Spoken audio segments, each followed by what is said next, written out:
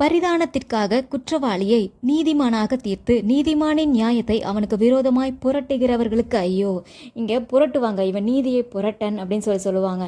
நீதியை புரட்டுகிறவர்கள், உங்களுக்கு நியாயமாய் வர வேண்டிய நன்மையாக இருக்கட்டும், இல்லை சுதந்திரமாக இருக்கட்டும், வீடு நிலம் வாசல் என்னவா வேணா இருக்கட்டும், நியாயமாக அது உங்களுக்கு தான் வரணும்.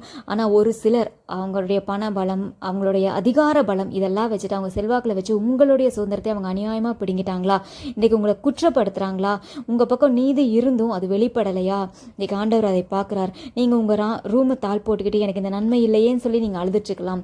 உங்களுக்கு மற்றவங்க குற்றப்படுத்தும் பொழுது நீங்கள் அதை வலிச்சு அழுது சோர்ந்து போய் அந்த இருதயத்தில் அந்த வலியோடு இன்னைக்கு இருக்கலாம். ஆண்டவர் இன்னைக்கு அதை கணக்கு வைத்திருக்கிறார். அந்த வலியாகட்டும், நீங்கள் அழுததாகட்டும், நீங்கள் யாருக்குமே தெரியாமல் கூட அழுதுருக்கலாம். ஆனால் இன்றைக்கு அதை ஆண்டவர் கணக்கில் வைத்திருக்கிறார். அவர் அதை ஞாபகம் வச்சிருக்காரு, அவர் அதை மறக்கலை. நீதியை ரொம்ப நாள் யாராலையும் புரட்ட முடியாது. கில்காலில் எப்படி எகிப்தின் நிந்தையை உங்கள் மேல் இராதபடிக்கு புரட்டி போட்டேன் ஆண்டவர் சொல்றாரு. கல்லறையின் மேல் இருந்த கல்லை புரட்டி போட்டிருக்கிறாரு. உங்களுக்கு தடையா இருக்கிறது, அது எவ்வளோ பெரிய அநியாயக்காரனா இருந்தாலும் சரி, எவ்வளோ பெரிய அநியாயமா செய்யற மனிதர்கள் கும்பலா இருந்தாலும் சரி, இன்றைக்கு அவங்க ஒருவரா இருக்கலாம், பல பேரா இருக்கலாம், ஆனால் நீதி உங்க பக்கம் தானே இருக்கு. அது உங்களுடையது தானே, உங்களுடைய சுதந்திரம் தானே, அதை யாராலையும் தொட முடியாது. ஆண்டவர் நீதியுள்ள நியாயாதிபதி. உங்களுடைய சுதந்திரத்தை ஆண்டவர் உங்களுக்காக அவர் வழக்காடி நியாயமாய் அதை அவரே உங்களுக்கு தருவார்.